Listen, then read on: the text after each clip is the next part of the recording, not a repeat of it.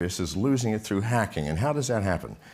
I know people, especially in California, a lot of strange people in California, that have $100,000 or more on their smartphone, wherever my smartphone is. I know I have one. Anyway, $100,000 on a smartphone.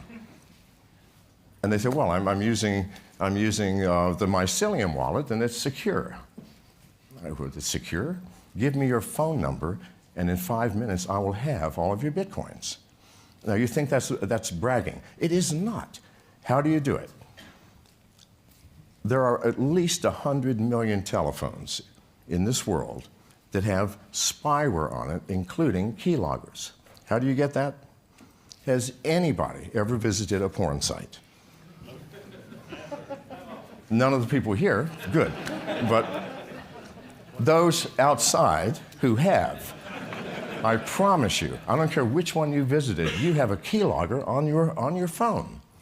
How? If it's an Android, the first thing that happens is when you first do a drive-by of the site, it sets the download authorized applications flag on your phone. The first click, if you happen to see something that might be interested, I think I'd like to watch that, you now have the spyware on your phone.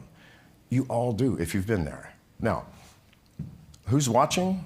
I have no clue. Janice, is there any water anywhere? Oh, never mind, it's here. Sorry.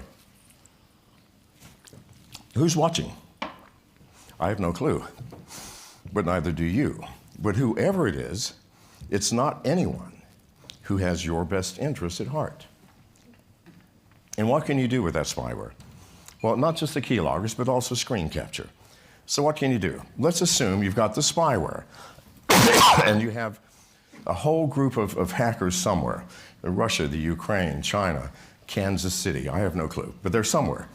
And they're monitoring all of these tens of millions of phones.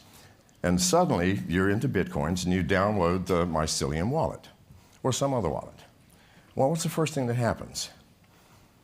What are your seed keys? Where is it displayed? Now, let's forget about encryption. Let's forget about how secure everybody says these wallets are. To get your seed keys, you have to read them from a screen, do you not? Where is that screen? It's on your phone. Where has that phone been? Maybe to a porn site. All right, so now, you have an infected device, and someone is watching, and they have a piece of software in their keylogger that says, wait for anybody downloading any one of these 25 wallets. As soon as that happens, get ready. As soon as you run it, it'll say, the first screen that comes up will say, do you want your seed keys? Yes, no, whatever. As soon as that click happens, the very next screen is captured. Those are your keys. I now have your keys, if it's me. I'm not saying it's not me or it is me, but whoever it is has your seed keys. What does that give them the power to do? Pardon? Take all of your money. All they have to do is go, yep, I lost my wallet. Here's my seed keys. Redo it. Oh, good Lord, I have 100 Bitcoins. I forgot that. I want them all now. In fact, convert them to my Ethereum account immediately. And I'm going to convert that to something else. And pretty soon, you can't trace it. You will never find it. And you will never recover it. Now, has that been happening? I don't know. If it hasn't, I would certainly be surprised. But I promise you this, just like a massive hack of an exchange or the Dow, there will come one day where simultaneously everybody's wallet is emptied. Now, then that will make the news. But by then what? It's too late. Because it's always too late when we find out about a hack. The Office of Personnel Management in America was hacked in 2015 by somebody who took the records of 23 million employees, of every employee of the US government for the past 50 years, including all of our top secret cleared employees. That hack began in 2013. It was discovered in 2015. This is the problem.